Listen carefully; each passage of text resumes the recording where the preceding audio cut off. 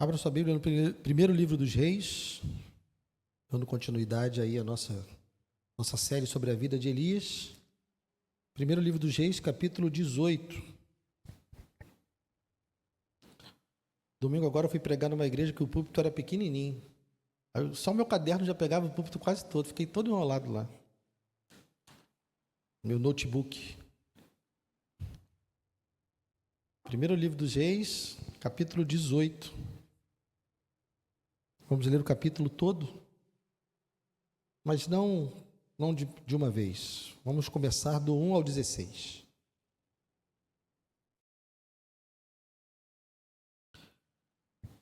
Primeiro livro dos Reis, capítulo 18, do 1 ao 16, diz assim: Muito tempo depois, no terceiro ano da seca, a palavra do Senhor veio a Elias dizendo: Vá apresentar-se a Acabe, porque farei cair chuva sobre a terra. Então Elias foi se apresentar a Acabe, e a fome era extrema em Samaria. Acabe chamou Obadias, o responsável pelo palácio. Esse Obadias era um homem que temia muito o Senhor. Assim, quando Jezabel exterminava os profetas do Senhor, Obadias tomou 100 profetas e em grupos de 50 os escondeu em cavernas e os sustentou com pão e água. E Acabe disse a Obadias: Vá pela terra a todas as fontes de água e a todos os vales. Pode ser que achemos capim, para que salvemos a vida dos cavalos e das mulas e não percamos todos os animais. Repartiram entre si a terra que iam percorrer. Acabe foi sozinho por um caminho e Obadias foi sozinho por outro. Quando Obadias já estava a caminho, eis que Elias se encontrou com ele. Obadias, reconhecendo-o, prostrou-se com o rosto em terra e disse: É você mesmo? É o meu senhor Elias? Ele respondeu: Sim, sou eu. Vá e diga ao seu senhor: Eis que Elias está aqui. Mas Obadias disse: Em que pequei contra você? Em que pequei para que você queira entregar estes teus servos nas mãos de Acabe e ele me mate? Tão certo como vive o Senhor, seu Deus, não houve nação nem reino aonde o meu senhor, o rei, não mandasse homens à sua procura. E quando diziam: Ele não está aqui, fazia aquele reino ou aquela nação jurar que não o havia encontrado. E agora você quer que eu vá dizer ao meu senhor, o rei, que Elias está aqui? Pode ser que tão logo eu me afaste de você, o Espírito do Senhor Deus o leve, não sei para onde, e se eu der a notícia a Acabe e ele não o encontrar, ele matará a mim, este seu servo, que temo o Senhor desde a minha mocidade.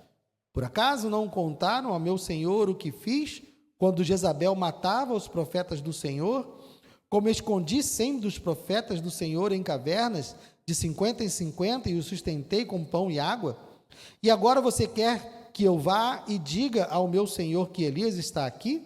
Ele vai me matar. Então Elias respondeu: Tão certo como vive o Senhor dos exércitos, a quem eu sirvo, hoje mesmo me apresentarei a ele. Então Obadias foi se encontrar com Acabe e lhe deu a notícia, e Acabe foi se encontrar com Elias. Só até aí. Pai amado, obrigado, Deus, pela tua palavra, por essa passagem e pelo capítulo inteiro que iremos ler ainda. Que o Senhor nos ajude nessa noite a tirarmos mais lições a respeito da vida de Elias e do seu relacionamento contigo. Que nós possamos aprender, ó Deus, aquilo que o Senhor queria ensinar à nação de Israel. Que nós possamos aprender também nessa noite. Muito obrigado pela oportunidade de estarmos aqui aprendendo com algo que estamos lendo. Que não é sobre nós que está a seca, que não é sobre nós que está a morte, mas esse episódio foi registrado para que nós pudéssemos aprender nessa noite. Então, ó Deus, ajuda-nos. Queremos aprender da tua palavra. Fale conosco, ó Deus, apesar de mim, eu te peço, em nome de Jesus. Amém. Pode sentar, querido. Na semana passada nós vimos que Elias surge repentinamente na história, né? Não havia nenhum sinal de quem era Elias, e lá no início do capítulo 17, ele aparece. E você percebe que o capítulo 17 começa com Deus dizendo, verso 1, né? Tão certo como vive o Senhor, Deus de Israel, a quem sirvo, não haverá orvalho nem chuva nos próximos anos, a não ser quando eu disser. Então o capítulo 7 começa com um decreto de que não haveria chuva. E o capítulo 18 começa hoje com ele dizendo que, Deus dizendo, né? Vai lá e avisa que eu vou fazer chover. Está aqui no verso 1. Muito tempo depois, no terceiro ano da seca, a palavra do Senhor veio a Elias dizendo: vá apresentar-se a Acabe, porque farei cair chuva sobre a terra. Então, Deus está agindo. Na semana passada nós vimos que Deus começa o seu tratamento com Israel e o seu tratamento com o profeta por conta da idolatria que estava se instaurando em Israel. Nós vimos na semana passada como que se separaram os reinos, né? Nós temos aqui 2 reinos, o reino de Israel, que é o reino do norte, nós temos o reino de Judá, que é o reino do sul, e essa história se passa lá no reino do norte, onde Acabe é rei, ele se casa com Jezabel, que é uma princesa, uma rainha, né, lá dos Sidônios, e ele traz junto com Jezabel, sua esposa, a adoração a um Deus chamado Baal, que é conhecido por ser o Deus da fertilidade, o Deus da tempestade, o Deus da chuva. Então, para combater essa idolatria que se instala no seio da nação de Israel, Deus levanta Elias e começa o seu tratamento fazendo parar de chover. Porque se Baal é o Deus da fertilidade e se Baal é o Deus da chuva, então o Senhor disse: não vai chover, e vai lá pedir para Baal para ver se vai chover. E foi isso que aconteceu. E nós vimos que, tristemente, o povo estava adorando a esse Deus. Então, Elias, no capítulo anterior, ele entra numa jornada pessoal com Deus. Nós vimos isso na semana passada. Se você não estava aqui, procure lá no YouTube ou no Spotify ou no aplicativo da igreja, você vai encontrar essa mensagem da semana passada. Nós vimos que Deus tratou primeiro Elias, para que Elias conhecesse o Senhor. E ele fez isso de várias maneiras. Fez isso cuidando dele na beira do ribeiro, depois fez isso mandando ele ir para a terra de Baal, lá onde Baal seria adorado, lá em Sidom, na cidade chamada Sarepta. E ele lá em Sarepta, na terra de Sidom, onde também havia seca, ou seja, Deus estava levando a seca até mesmo a terra de Baal, não era apenas Israel. E lá ele é cuidado também, ele e a viúva. Lá ele aprendeu que o Senhor é soberano. Ele aprendeu que o Senhor é soberano sobre o clima, porque não estava chovendo nem em Israel, nem em Sidom. Ele descobriu que o Senhor é soberano sobre toda a terra, porque não importava onde estivesse, Deus tem poder sobre toda a terra. E ele aprendeu também que o Senhor é soberano sobre a vida e sobre a morte, porque temos o episódio do filho da viúva, que morre e é ressuscitado pela atuação do profeta. Então, toda essa jornada pessoal que Elias passa com o Senhor está preparando ele agora para o seu ministério público, porque vocês percebem que ele estava escondidinho. Tão escondido que nós vimos Obadias falando: olha, o rei Acabe mandou buscar você em todo lugar, em todo canto, porque o início do ministério de Elias é engraçado. Vocês sabem que eu imagino as histórias, né? Que eu tenho uma cabeça que eu imagino as histórias. Elias apareceu para o rei, ninguém sabia quem era Elias. Aí você se coloca no lugar do rei. Aparece um homem do nada, ele chega lá na frente do teu trono e diz assim: ó, hoje eu estou dizendo que não vai chover até eu dizer que vai. E o homem, ó, some. E para de chover mesmo. E aí você fica: eu tenho que achar esse cara. Porque ele falou que só vai chover quando ele disser. O que ele faz então? Ele vai procurar o cara. E está lá procurando igual um desesperado. No início do capítulo 18, nós vemos que já havia 3 anos. Ele ficou escondido 3 anos. Aqui a Bíblia não deixa claro, mas supõe-se que ele passou esses 3 anos lá com a viúva, comendo da farinha da botija e do azeite, que estava lá também. Então ele passou 3 anos escondido, pertinho da cidade de Jezabel. Ele estava escondido. Eu acho que Acabe não deve ter procurado ele lá. Deve ter sido o último lugar que ele imaginou que ele fosse, porque era um território inimigo. Mas o fato é que ele estava completamente escondido. E ele passou por esse processo de aprendizado completamente escondido. Mas esse ministério, esse ensinamento que ele aprende lá sozinho com o Senhor, prepara ele agora para o início do seu trabalho público. Chegou a hora, então, de que não apenas ele e não apenas a viúva de Sarepta saberiam quem era o Senhor. Porque vocês lembram que no final do capítulo passado, a mulher disse: agora eu sei que a palavra que tu falas é a palavra do Senhor. Ela terminou conhecendo o Senhor, ela sabia quem era o Senhor. Então agora Deus estava determinando para Elias: saia do seu esconderijo. Agora é hora de todo mundo saber. Você já está sabendo, a viúva de Sarepta já está sabendo, mas chegou a hora de todos saberem quem é o Senhor. Então Elias sai do seu esconderijo e vai então procurar Acabe. Percebam que a situação de Israel era uma situação calamitosa. Verso 2 nos diz: e a fome era extrema em Samaria.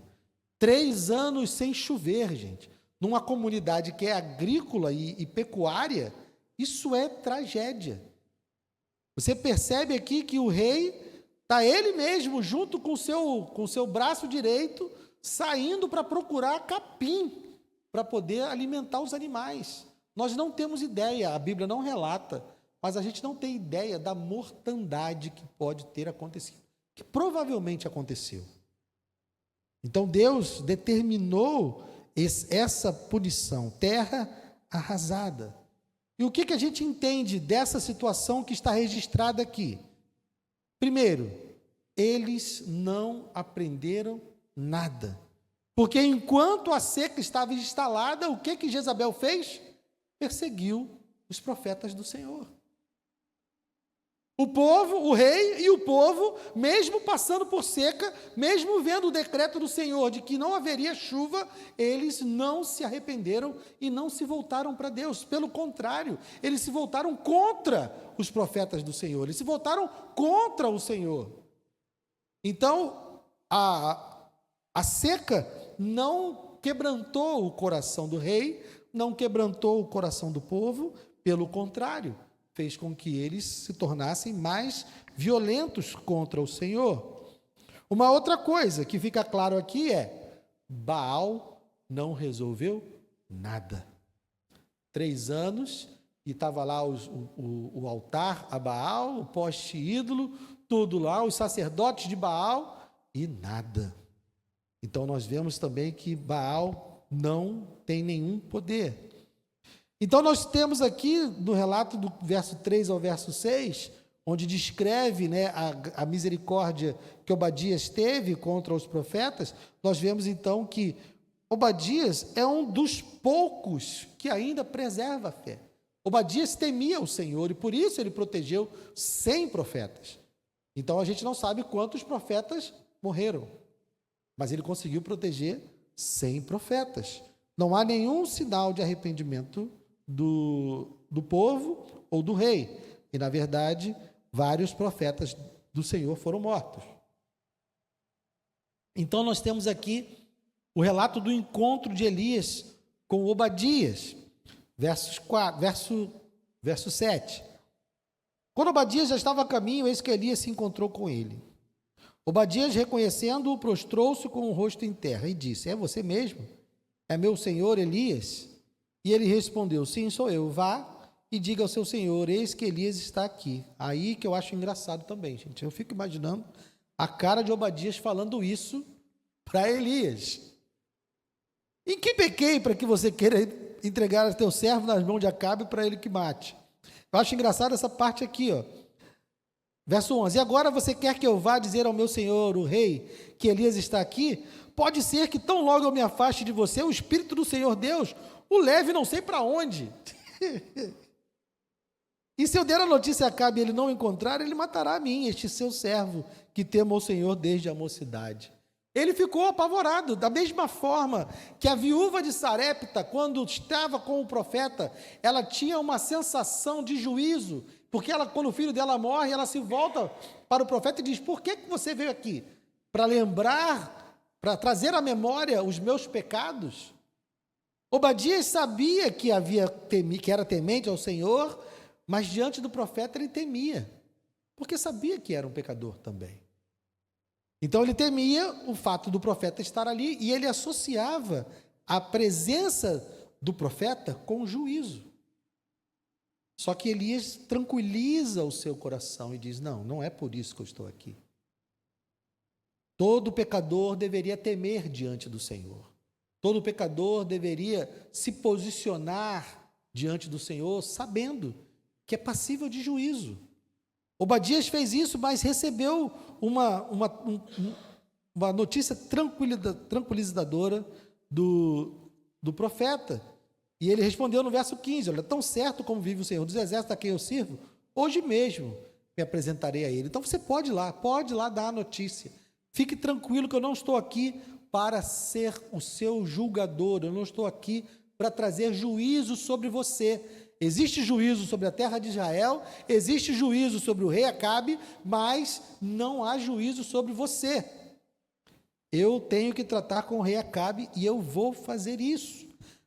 Então ele avança e se encontra com o rei Acabe, verso 17. Quando Acabe viu Elias, disse: então é você o perturbador de Israel. Porque ele fica com a figura de quem? Ele só viu Elias naquela hora, gente. Ele não conhecia Elias, ele não sabia quem Elias era. Elias apareceu lá diante do trono, disse que não ia chover enquanto ele dissesse, e picou a mula, sumiu, desapareceu. 3 anos depois, ele encontra então com Elias e fala: então é você. Você é o cara que fez tudo isso. Você é o perturbador de Israel. E ele acusa Elias, porque ele não reconhece os seus pecados. Ele não reconhece aquilo que ele está fazendo. Ele não reconhece que ele está fazendo o que é mal perante o Senhor. Então, Elias responde, verso 18: eu não tenho perturbado Israel. Quem tem perturbado Israel é você e a casa do seu pai, porque vocês abandonaram os mandamentos do Senhor e seguiram os Baalins. Essa palavra perturbador e perturbado, ela é uma palavra que se repete várias vezes no Antigo Testamento. Tem uma história onde essa palavra é traduzida de uma outra forma. Eu não vou me arriscar a falar a palavra em hebraico aqui, tá? Porque eu não sei falar hebraico, nem vocês, eu acho. Então não vai adiantar nada. Mas a palavra em hebraico ela é traduzida aqui como perturbador e como perturbado. Essa palavra se repete lá em Josué. Vamos lá em Josué? Deixe marcado aí, 1 Reis 18, e vamos lá no livro de Josué. Tem uma história lá no livro de Josué que é muito interessante, que é a história de Acã. Talvez você conheça, talvez não. Josué capítulo 6.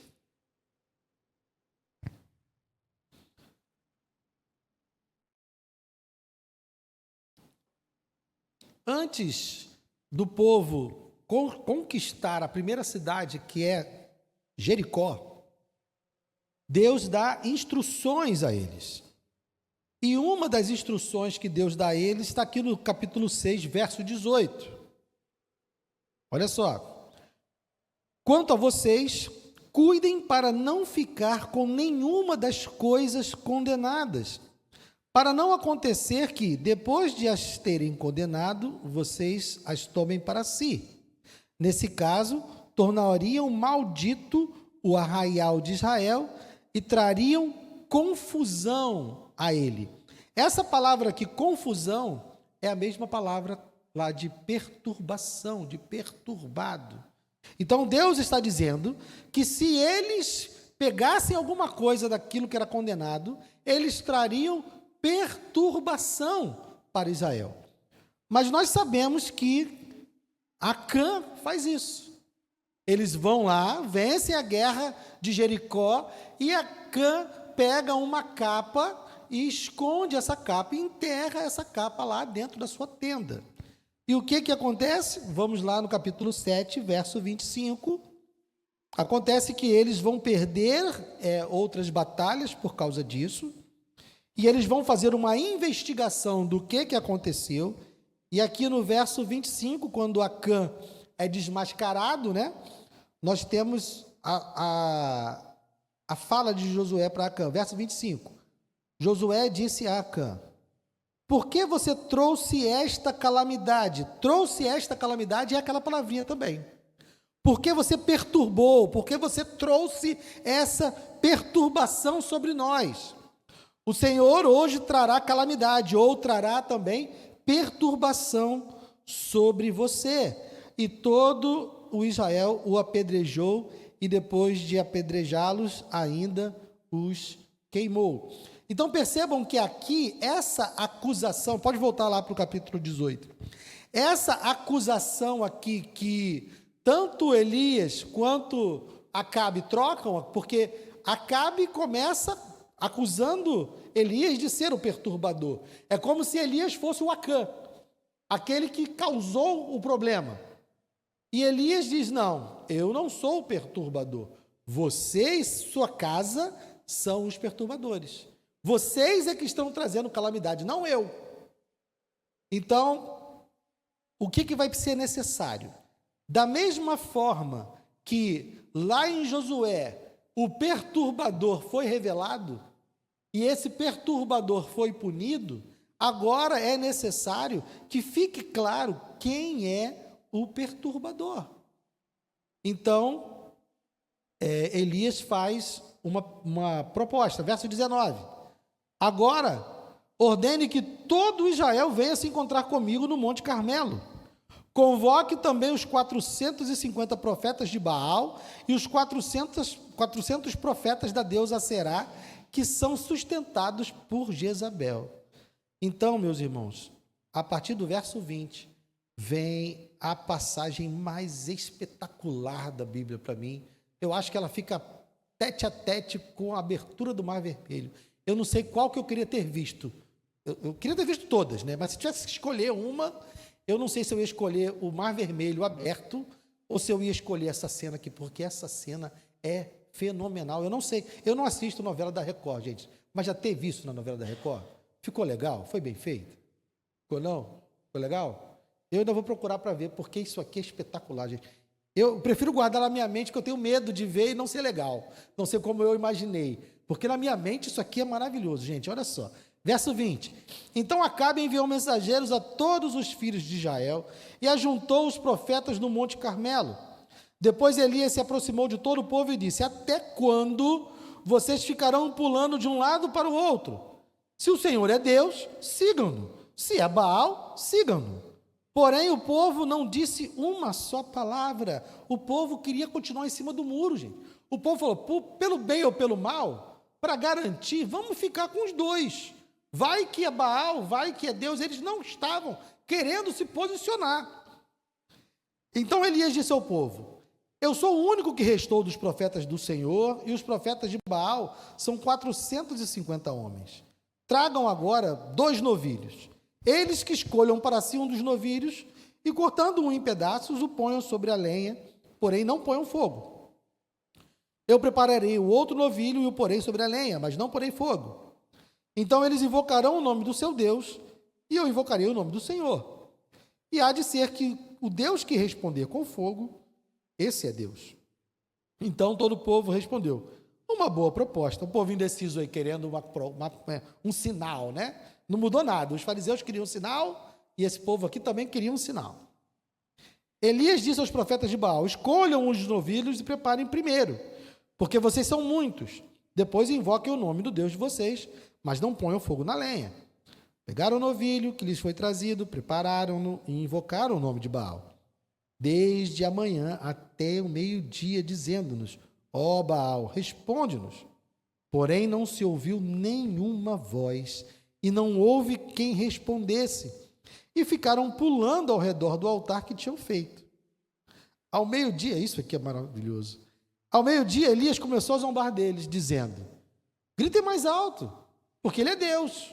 Pode ser que ele esteja meditando, atendendo a necessidades, ou viajando. Talvez esteja dormindo e necessite que vocês o acordem. Rapaz, isso aqui é demais.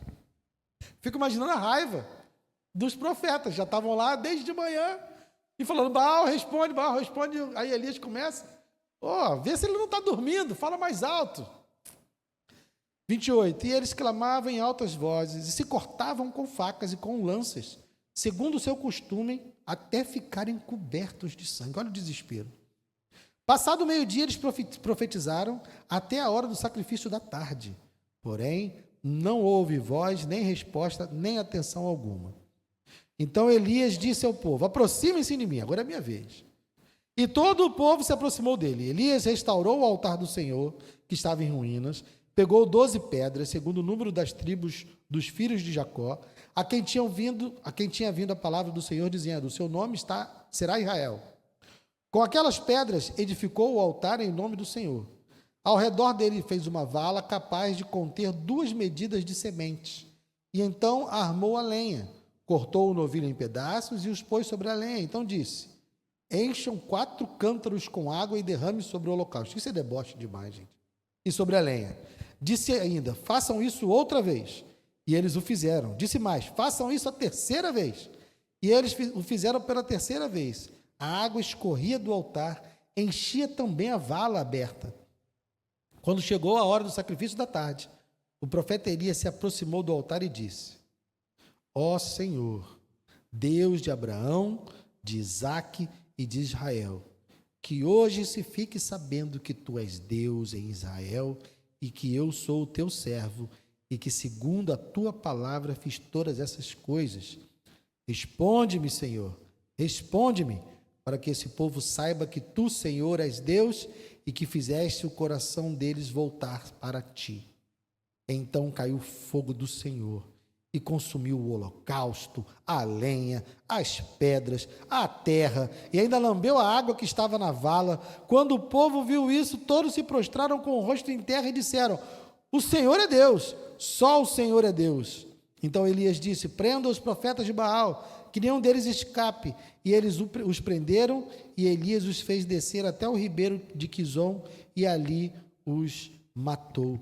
Gente, isso é espetacular. Eles ficaram falando, Baal, responde-me, de manhã até de tarde. Elias fez uma oração, Senhor, responde, só para eles verem quem o Senhor é, para ver quem é Deus. Deus arrebentou com tudo, o dia estava tudo molhado, cheio d'água. Cara, isso é muito lindo, isso é muito fenomenal. E o povo, então, tinha como não dizer que o Senhor é Deus? Nessa hora não, né? Tudo bem que depois eles vacilaram de novo, mas nessa hora não tem como.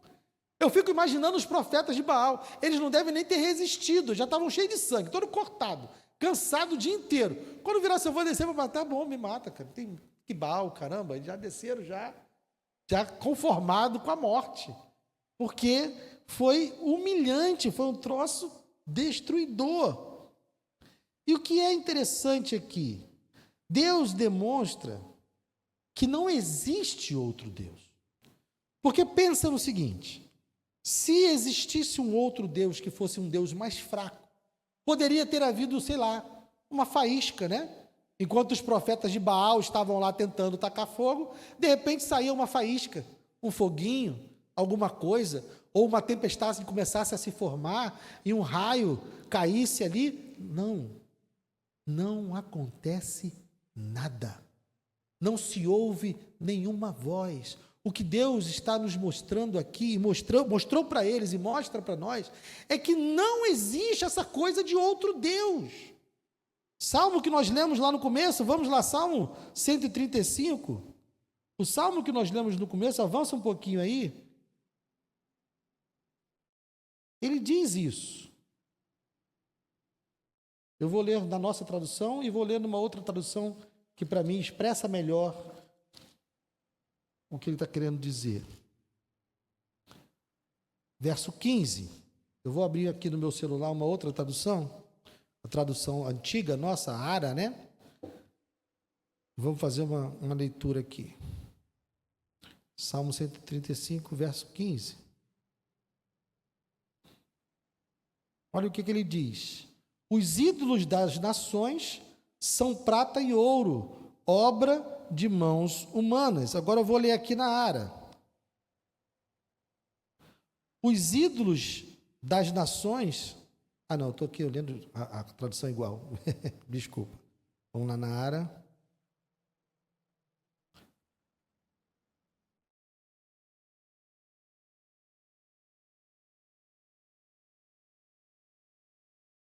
Não, não é na Ara, não. Falei besteira. Calma aí. Ué.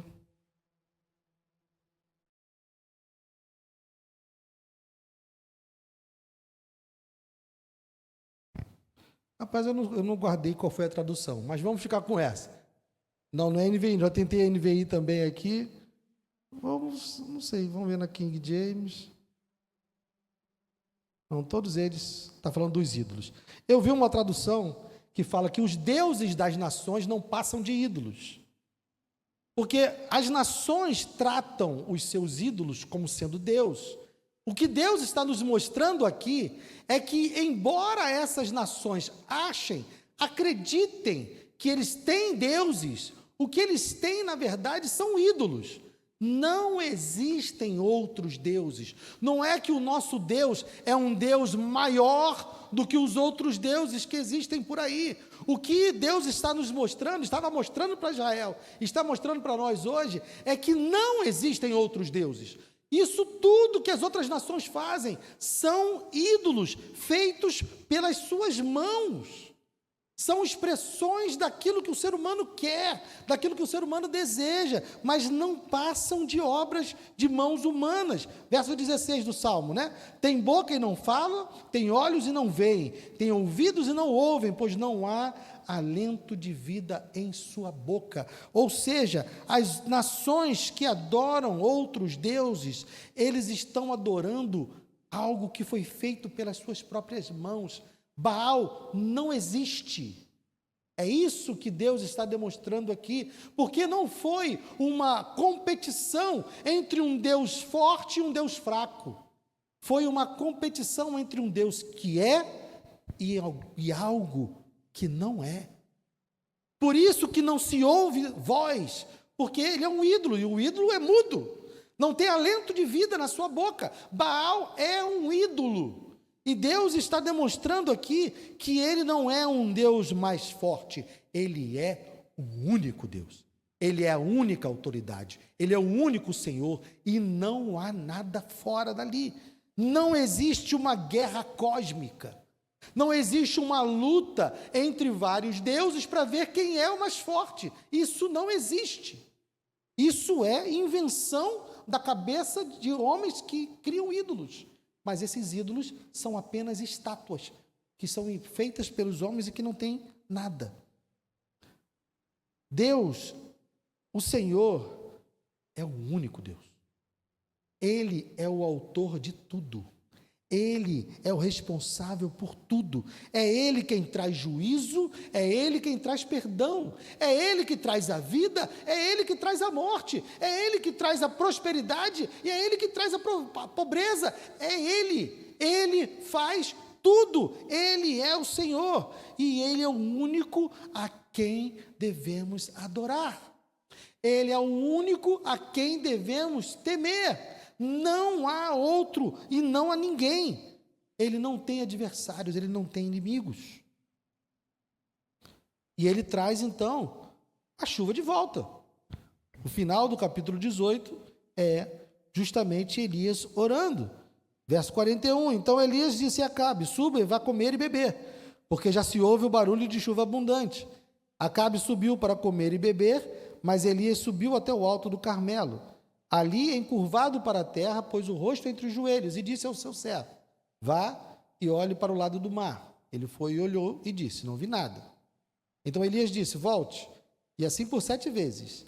Na 7ª vez o servo disse, eis que se levanta do mar uma nuvem, pequena como a palma da mão de um homem. Então Elias disse, suba e diga a Acabe, apronte o seu carro e desça, para que a chuva não o detenha. Em pouco tempo o céu escureceu, com nuvens e vento, e caiu grande chuva. Acabe subiu ao carro e foi para Jezreel. A mão do Senhor veio sobre Elias, que cingiu os lombos e correu na frente de Acabe até a entrada de Jezreel. Então, aquele Senhor, aquele Deus que iniciou todo esse embate lá no capítulo 17, fazendo cessar a chuva, ele agora faz chover. E ele demonstra, é ele que é responsável por tudo. Não há por que temer Baal, não há por que temer Acabe, não há por que temer Jezabel, não há por que temer ninguém, não há por que temer nada além do Senhor. Como eu disse, não há uma guerra cósmica, não há inimigos se levantando para derrubar o Senhor, não há deuses tentando vencer o Senhor, isso não existe. Deus não tem nenhum tipo de adversário. Mas isso não impediu, por exemplo, profetas de morrerem. Nós tivemos nessa narrativa aqui profetas que foram preservados. Obadias protegeu 100 profetas. Elias foi protegido. Mas nós também tivemos profetas que morreram. Nós tivemos homens que foram perseguidos por Jezabel e morreram. Mas o que eles têm em comum? Tanto aqueles que viveram, quanto aqueles que morreram, se mantiveram firmes. E eles continuaram confiando no Senhor, por quê? Porque o Senhor é o único a quem nós devemos temer. Não há nada, não há ninguém nesse universo, seja no plano espiritual, seja nesse mundo, seja físico, não há nada, nem ninguém a quem nós devemos temer. Nós devemos temer única e exclusivamente o Senhor, porque é Ele que traz vida e Ele que faz a morte, é Ele que traz juízo, é Ele que traz perdão, é Ele que faz tudo. Jesus nos mostra isso claramente. Vamos lá, Mateus capítulo 10.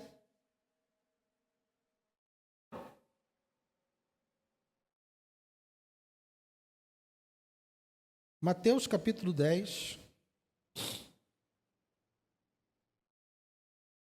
Ele aqui está dando a instrução aos 12.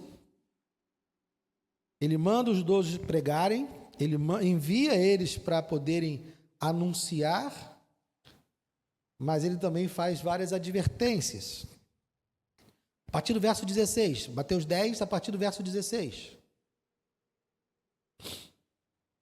Eis que eu os envio como ovelhas para o meio de lobos. Portanto, sejam prudentes como as serpentes e simples como as pombas.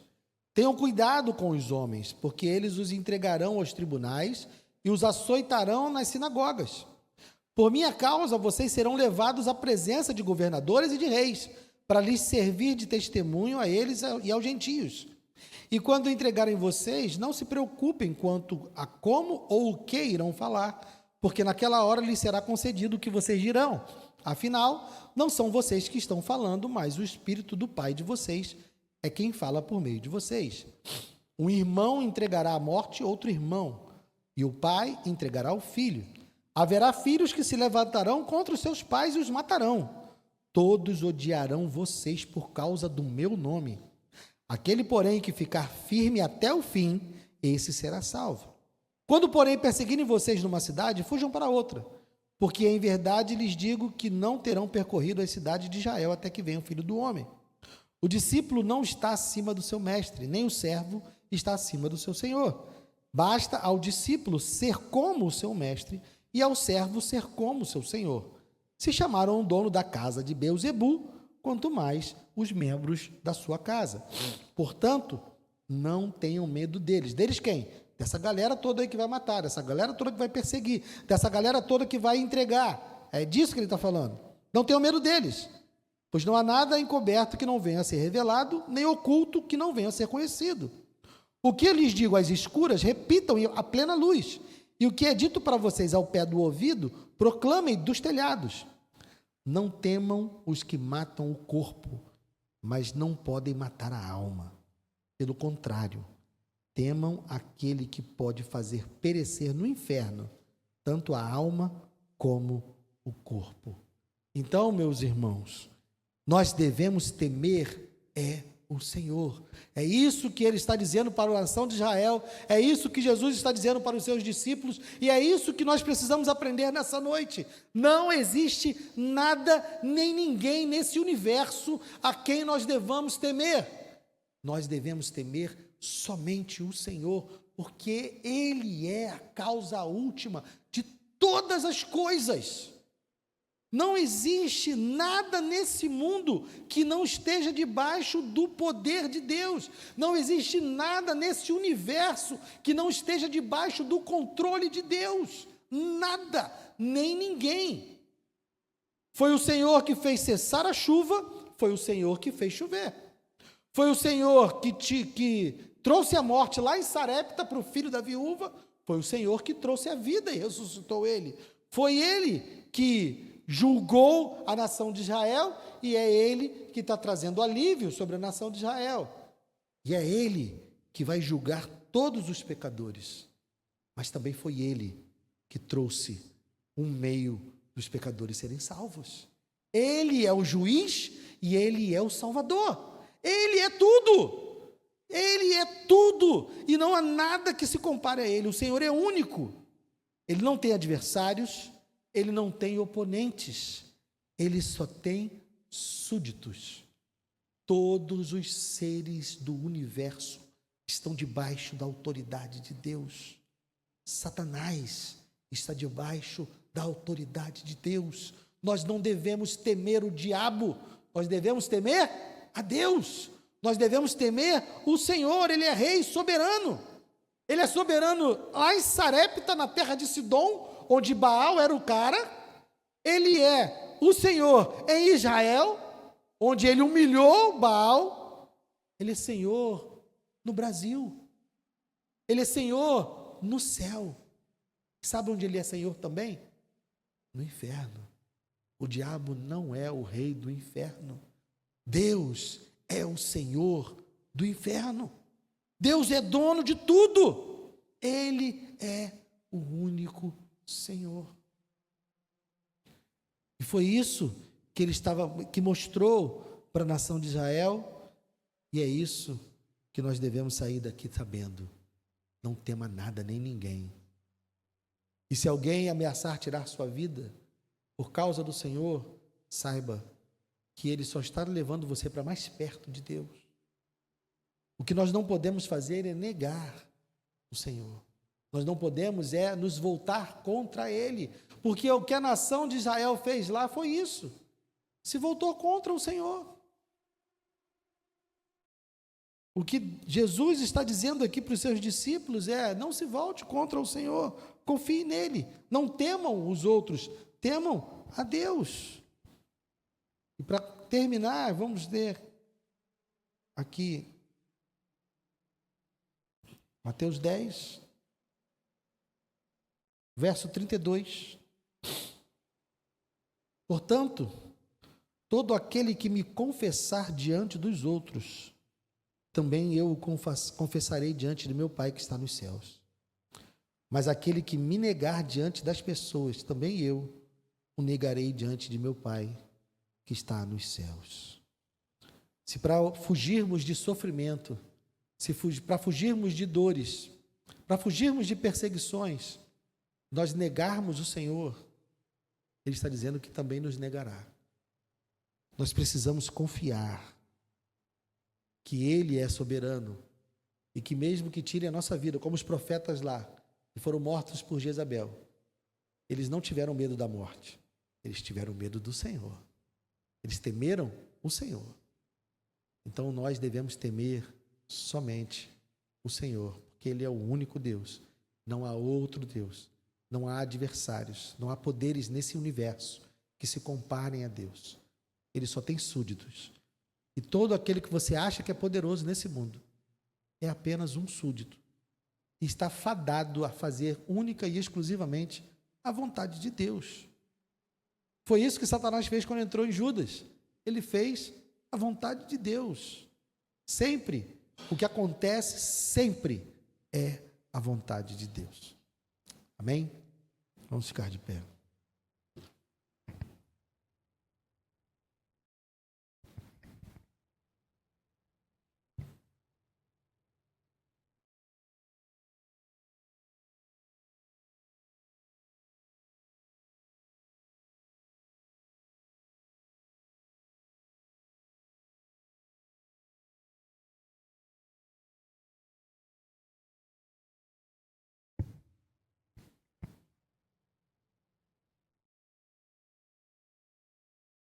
Recebi a notícia aqui agora de que um dos irmãos que nós estávamos orando, o irmão da Gilda, o Emerson, faleceu. Então nós vamos orar mais uma vez pela Gilda, para trazer consolo ao seu coração, trazer consolo à sua família.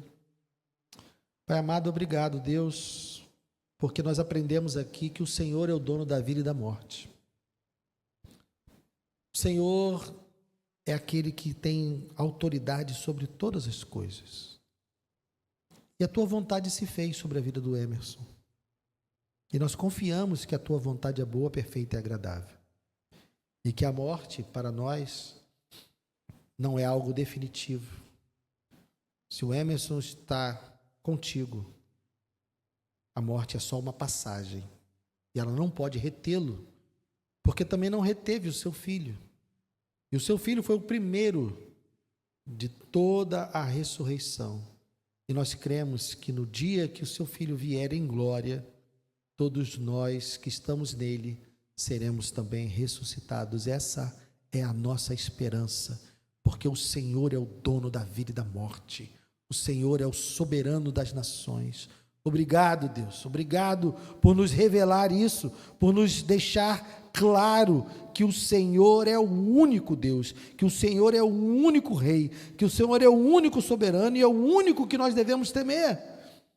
Que o nosso coração não nos engane, que nós não deixemos ser seduzidos por nenhum tipo de discurso de quem quer que seja, porque não há nada nesse universo, que seja do plano espiritual ou no plano físico, nada que se compare a ti. Não é nenhum que possa dizer que está em disputa contigo, porque o Senhor não tem quem possa disputar contra ti. Ficou claro aqui, Baal não existe, Baal não fala, Baal não vê, ele é apenas um ídolo construído por mãos humanas, porque o Senhor é o único Deus. E o Senhor mandou fogo, e o Senhor destruiu tudo, inclusive a água, e o que parecia ser impossível, o Senhor fez diante dos olhos do teu povo. Oh Deus, muito obrigado por isso. Leva-nos agora para os nossos lares com a certeza de que nada pode nos tocar,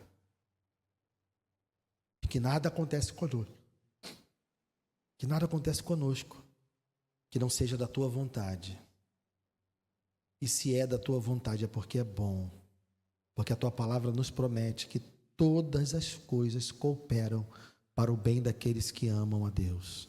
Nós te amamos, Senhor, e nós sabemos que tu és completamente soberano.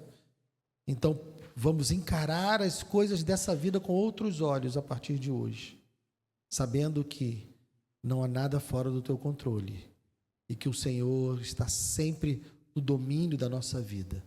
Nós confiamos em ti, ó Deus, mesmo que às vezes não entendamos o que está acontecendo, mesmo que nós não gostemos do que está acontecendo. Nós sabemos que o Senhor está fazendo algo para o nosso bem. Muito obrigado por isso. Em nome de Jesus. Amém e amém.